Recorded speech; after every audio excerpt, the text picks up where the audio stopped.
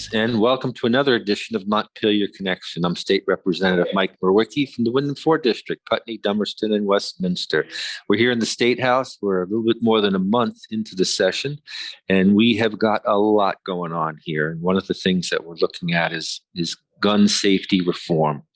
Gun violence prevention is an essential part of what we want to do to add to the quality of life. And our guest today is Conor Casey, who's working for the group Gun Sense Vermont. Good morning, Conor. Good morning, Mike. Thanks very much for having me on.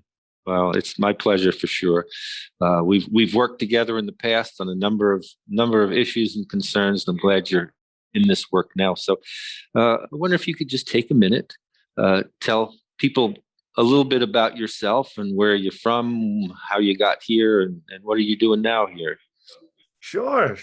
So I've, I don't know if I can claim a native Vermonter status necessarily, but I've lived in Vermont a long time. I moved from Ireland when I was younger and moved to Shelburne, Vermont, where I went to CVU High School there. I've always really considered Vermont home, and it's probably the greenest place after Ireland that you could possibly move to. So, and what part of Ireland? And I was right on the border, County Louth, which would be right between Dublin and Belfast there. So, in the 80s, growing up there, but it was definitely a turbulent time. And so you were still there when the troubles were hot.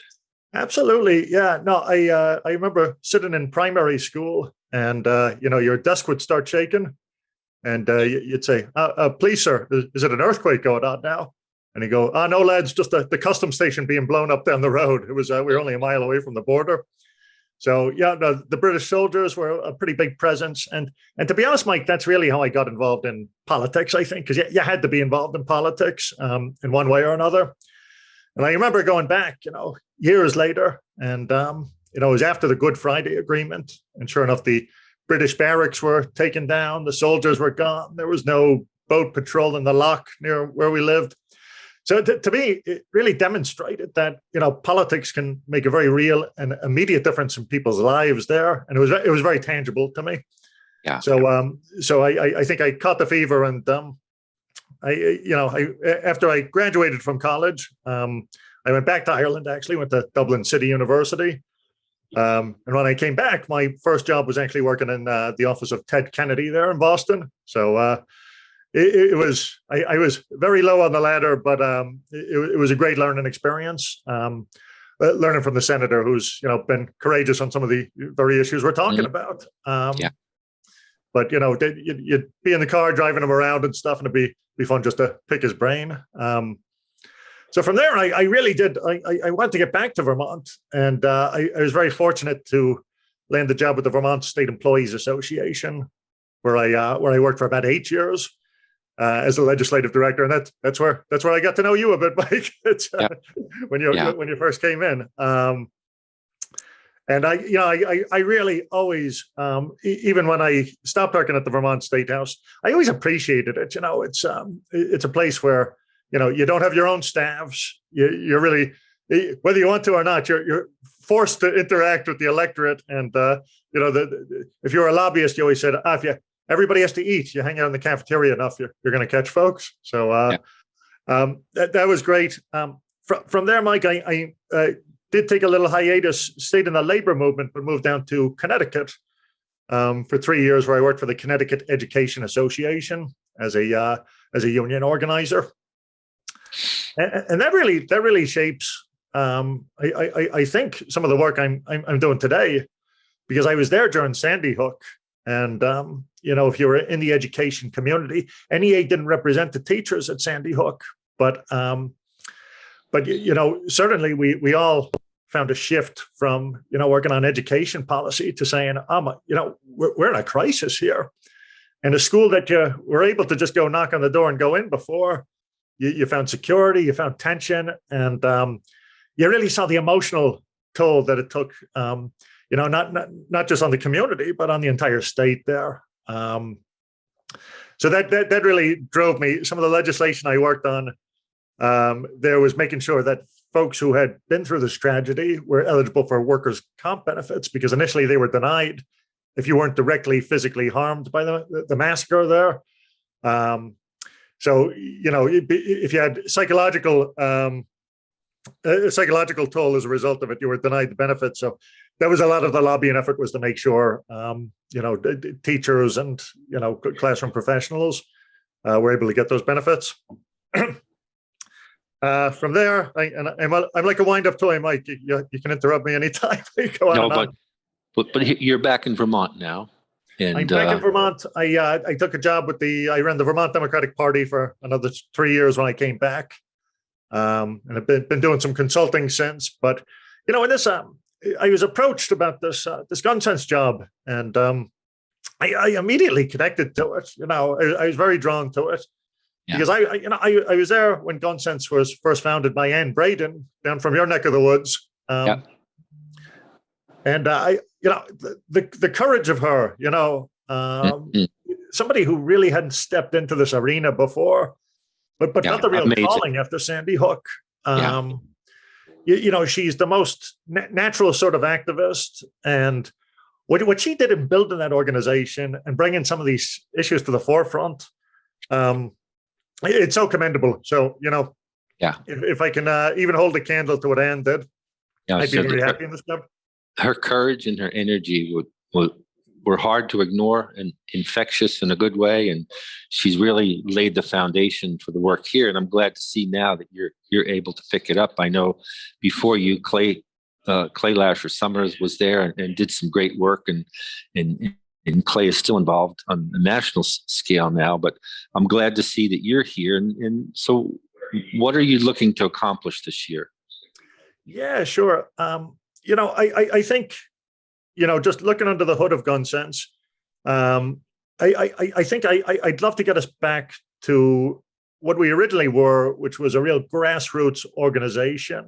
I would say, and I guess we're trying to define how we count members, but somebody who's taken some action anyways, whether it be sign a petition, make a phone call. We have over 4,000 people there in the database.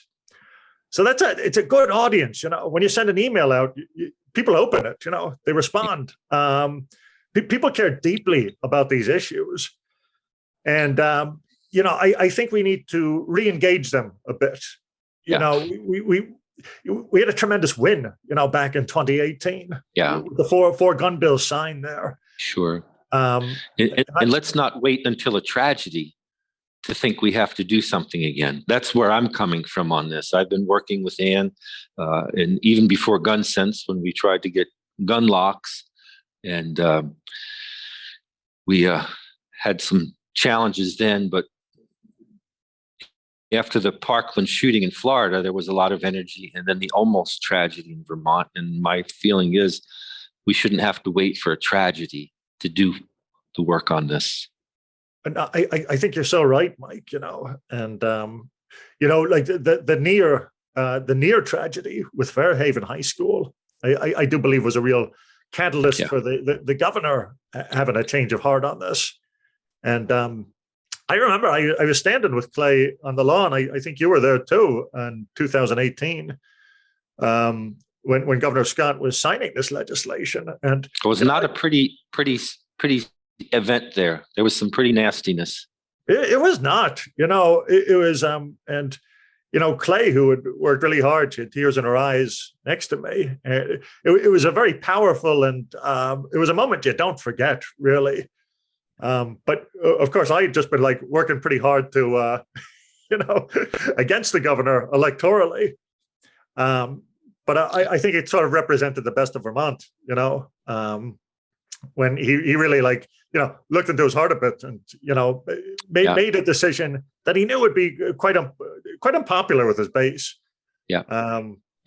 And give him credit for it. I absolutely do, but it's like you said, we don't want to wait for another tragedy. And I think we were all disappointed, it was only about 14 months after that when the governor vetoed the waiting period for handguns. So, I'd love if we could get to a place, as a culture and say, okay, acknowledge this is a crisis. And like a pandemic, like Tropical Storm Irene, we all got to come together and everybody has our part to play. Yeah. to prevent this, because Yeah. it's not mission accomplished. It's No, not. no. So S30 is on its way to the governor now, and we're not sure. But can you tell us a little bit about S30 and why it's needed now? Yeah, no, sure enough. And again, just real quick, I think, like, some people would think we're immune from gun violence in Vermont, but even very recently, like whether it be Elmore, or like, we've seen some shootings. It feels like every couple of weeks you see a shooting. So to be pushing the needle is important, and I commend you and your colleagues really, for not dropping the ball on this, and knowing that you're going to face resistance and introducing legislation like S30. S30 is very common sense legislation to me. It does a couple things. The first, it bans guns in hospitals, and we were sitting down on a testimony with some ER doctors, different medical professionals, who said, especially like during the pandemic, especially in these times when the Vermont State Hospital closed down, and there really hasn't been the capacity to treat folks with maybe an acute mental illness. So sometimes emergency rooms are bearing the brunt of this, and it becomes like a very emotionally charged environment, even on a good day. If you go to the emergency room or a hospital, you're not feeling your best, and violent incidents do occur. And I think it is real common sense that a firearm has no place in a hospital. Yeah. I just can't think of any legitimate reason it could be allowed. And sure enough, like the opposition would say, okay, it's an infringement on our constitutional rights. It's an infringement on freedoms. But I think people have the freedom to go to a place like a hospital and expect to be safe and cared for. Yeah. You look at what have our medical professionals done for us over the course of the past 2 years, the sacrifices they've made. So this is a very, it's a light gesture almost to say, like, thank you. And we want to protect you as well. Yeah. Right. Yep. So that's an important component of it. The other one, I'm already seeing, in politics, we get into a bit of jargon there. And I asked like 10 friends last weekend, do you know what the Charleston loophole is, right? And these are people who read the paper and everything, and, very engaged. So I want to be careful not to just say, we're trying to close the Charleston loophole, and really explain what that is. I think we all remember in Charleston, South Carolina, when Dylan Roof went into the Emmanuel Church there and massacred 9 worshipers. I was able to visit Charleston the year afterwards, and it was just sort of a haunting feeling when you step into that church, and the stories of the victims and their families. There's an omission in federal law where if you do go buy a handgun, and you have a background check, if it doesn't come back in 72 hours, you get the firearm, right? And that's how he got the gun. And that's how he got the gun. Because if they had waited and it had gone further, they would have seen that he had a history of substance abuse there. Yeah. He had another crime on the record, and he would have been disqualified from buying that weapon. But because of the 72-hour period there, he was able to do that. So it's affecting a very small number of people. The testimony we heard, 97% of background checks are completed within the first 3 days there. But for those other 3%, those are the instances where it's about 4 times more likely to result in a really bad outcome.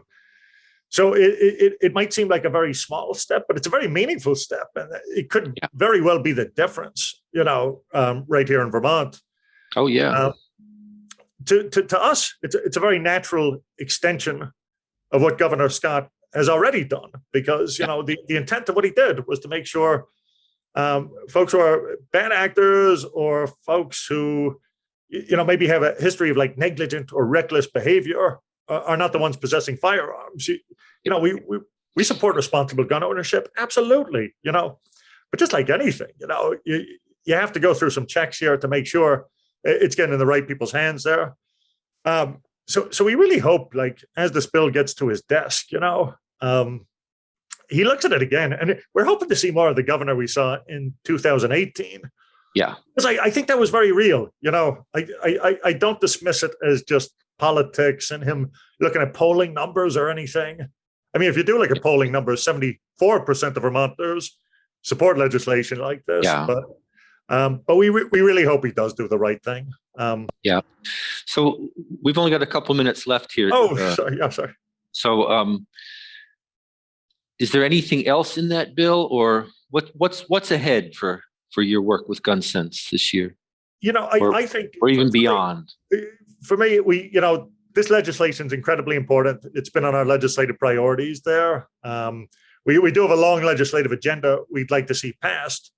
But I really believe, the role of gun sense, again, is to get the boots on the ground. When somebody's buying arugula at the store, having a conversation with people like yourself, when they're outside the building. We have lobbyists from every town, Giffords, who do a great job advocating inside the building.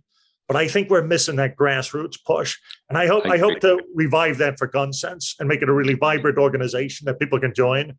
Yeah. And do their part to get this done. Well, I'm with you. And, you're the best of business, Mike. You've been one of the leaders on this for years. So we're going to say we really appreciate you too. We're going to keep pushing, and this is the long term. This is what enhances the quality of Vermont, that makes Vermont the best place to live, and we want that to be so for future generations as well. So I'm sorry we're about out of time for now. Oh, that's okay. Yeah, that's okay. I really appreciate you having me on. And I look forward to working with you moving forward, and to see you again in the State House as things start to open up. That's it. Yeah, I'm very tall, but I'll be wearing a mask, so you'll recognize me. Good. Well, thank you so much. Thanks a million, Mike. I really appreciate it. All right. And I want to thank the people back in Brattleboro at Brattleboro TV for their help in bringing the words here, the actions that we're undertaking in Montpelier back home to Windham County. And thanks to you for watching. Bye-bye for now.